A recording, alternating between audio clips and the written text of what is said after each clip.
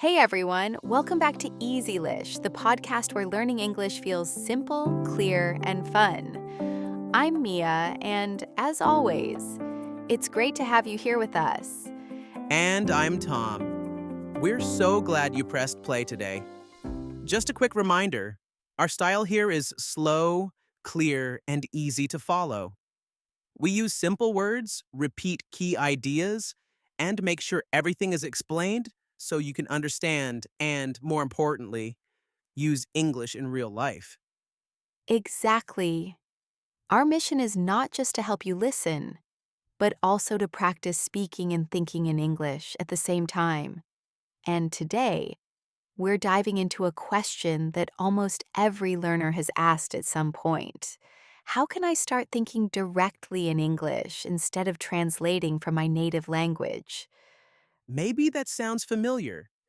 Maybe you've caught yourself translating in your head before saying something. Don't worry, you're definitely not alone. It's completely normal. Our brains are wired to fall back on our first language. But here's the exciting part. Thinking in English is not some magic talent. It's a skill. And like any skill, it can be learned and strengthened with practice. Today, we're going to show you exactly how to do that. Let's start with why this is so important.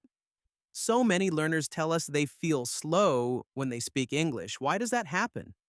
It's usually because they're translating every single sentence in their head before speaking. And when you do that, conversations feel heavy and unnatural. You might know hundreds of words. You might even understand grammar rules. But if your brain is constantly translating, it's very hard to keep up with real conversations. People speak quickly in real life. They don't pause and wait for your translation process. Plus, translation isn't always accurate. Different languages have different word orders and structures. For example, in some languages, the adjective comes after the noun. In English, it comes before. So if you translate word by word, you could end up with a sentence that sounds awkward or even incorrect. That's why the real goal is this. Stop thinking through your native language and start thinking directly in English. Once you do that, you'll find yourself speaking faster, sounding more natural, and feeling more confident. And don't worry, we're not just talking theory today. We've got 5 very practical, easy to use tips that you can start using today. They'll help you train your brain to think in English step by step. But before we share those tips, let's acknowledge something important. Translating in your head is totally normal at the beginning of language learning. Your first language is like a bridge. It helps you cross over into English. Yes, but once you've started walking across that bridge, the next step is learning how to move without it. Imagine looking at a chair and just thinking chair. Not the word in your own language, then converting it to English, but simply chair. That's the shift we're talking about. A lot of learners say to me, Mia, I know the words, I understand the grammar, but when I try to speak, I freeze. And I always say, that's because your brain is still trying to translate. So, let's fix that with some practical tools. Tip number 1, start describing what you see. This is the easiest habit to build. Just look around you and put words to your surroundings in English. For example, if you're walking outside, think to yourself, I'm walking to the shop, I see a tall tree, there's a red car, the weather feels cold. Or if you're in the kitchen, I'm making tea, I'm opening the fridge, I'm cooking rice. You don't need an audience for this, you can do it alone, anytime. And if you get stuck on a word, just look it up later, write it down, and next time, your brain will remember it faster. That's how you slowly build what we call your English brain. Tip number 2, think about your plans in English. In the morning, map out your day. Today, I'll study English. I'll go to work at 9. I'll meet my friend in the evening. And in the evening, reflect back. I went to the gym today. I watched a movie. I cooked dinner. It was chicken and rice. You don't have to write these sentences or even say them out loud. Just think them in English. The more you do this, the more natural it becomes. Tip number 3 is what we call visual thinking. And this one is very powerful. It helps your brain jump straight into English. Here's how it works. When you see something, a chair, a table, a phone, don't ask yourself, "What's that in English?" and then translate.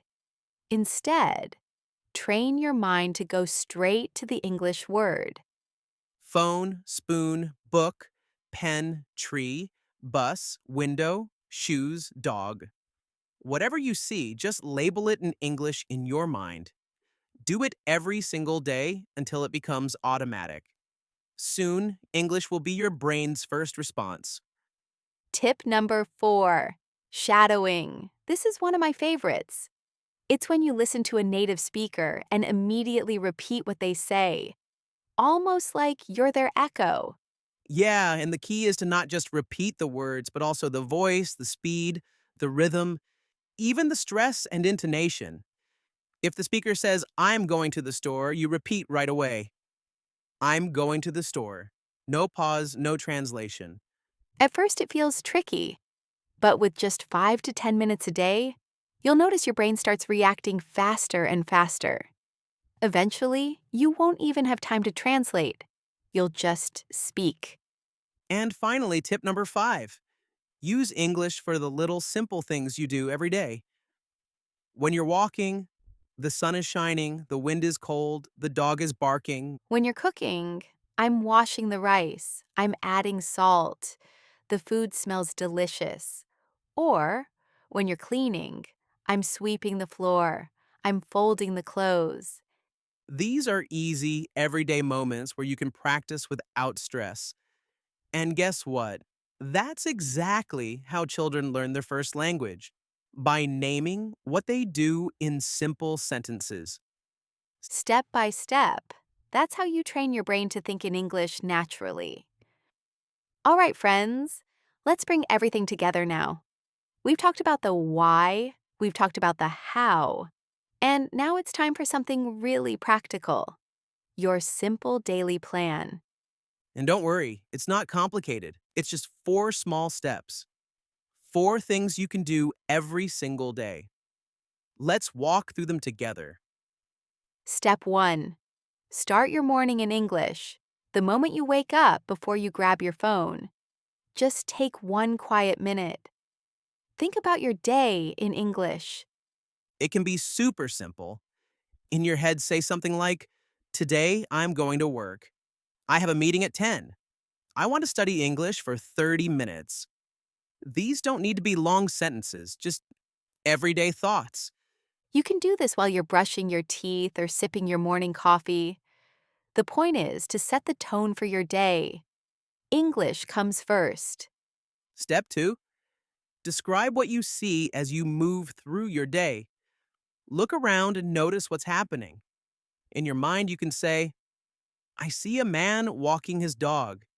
She's talking on the phone. I'm typing an email." You don't need to say it out loud. You don't need to be fast. Just train your mind to label the world in English. And if you get stuck on a word, no problem. Look it up later and try again tomorrow. That's how learning works. Step 3, listen and shadow. Choose something in English, one of our podcast episodes, a video, an audio clip. Listen closely and then repeat what you hear right away. That's shadowing. Don't worry about being perfect. It's not about sounding like a robot. It's about rhythm, sound, and practice. Even 5 minutes a day makes a big difference. Then comes step 4, the evening review. Before bed, close your eyes and think about your day again, but this time in English. I went to the supermarket, I made lunch, I watched an English video, I called my sister. It's a peaceful way to end the day. No stress, no pressure, just gentle practice.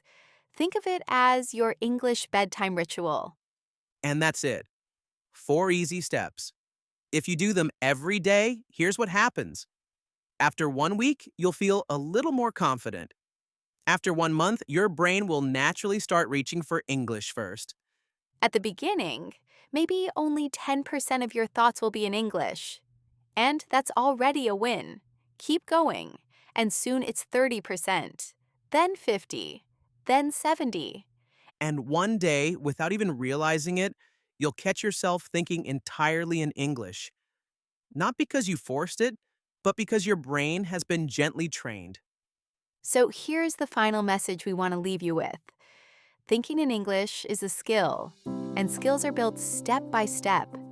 Be patient, be kind to yourself, and don't be afraid of mistakes. They're part of the process. Exactly. Keep practicing, keep going, and most importantly, keep believing that you can do it. Thanks so much for joining us today on Easylish. And remember, think in English, live in English, and we'll be right here to guide you along the way. Until next time.